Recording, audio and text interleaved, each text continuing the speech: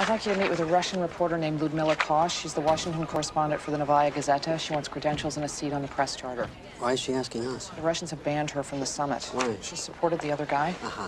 Time to teach these Stoli-drinking Tchaikovskys a thing or two about free press, American style. You don't ban those who supported your opponent. You make them wallow in their loserdom by covering your victory. You sit them in the front row, you give them a hat.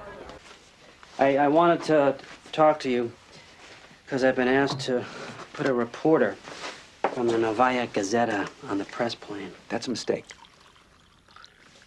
You understand I'm talking about a pencil and a pad of paper from which no one has ever died. You understand there isn't a paper, any publication in Russia that's more critical of the Chigorin government. Well, the editorial judgment aside, what's the damage assessment? Well, the point of the summit is to build strong bilateral ties with a new administration, so... We make it clear it's not personal. How do you suggest we do that? I don't know. What are the things I could do? We got about a half dozen American reporters in Moscow whose credentials are pending. Toby, this is like if they credentialed the Inquirer to cover the summit. If the Inquirer ever asked us, we'd credential them. Making sure the Inquirer can write whatever it wants is the only way I can be sure the New York Times is writing whatever it wants. Here are your credentials for the plane. Here's your plane ticket. Here are your credentials for the Palace, the Saturday press conference, the Arctic People's exhibit, the Sunday press conference, and the whole flags. Thank you very much. By the way, I found out why Chigorin and his people have such a problem with you. It's because I don't flatter them. No, it's because you stink. I beg your pardon. You can beg all you want, you're not gonna get it.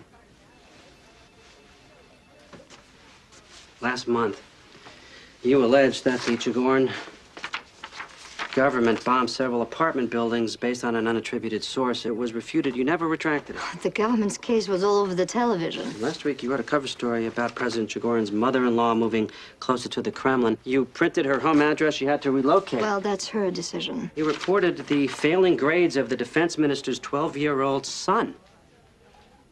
Does that even count as journalism? Does that do anything but bring ridicule on a defenseless kid? We've got people like you here. On cable and on the internet. And there's no one anywhere on the ideological spectrum who doesn't roll their eyes when their names are spoken out loud. And we've always had free press here. We take it for granted. How can you treat it like this? You should give up your space and put another naked woman in there. Anyway. There are your credentials.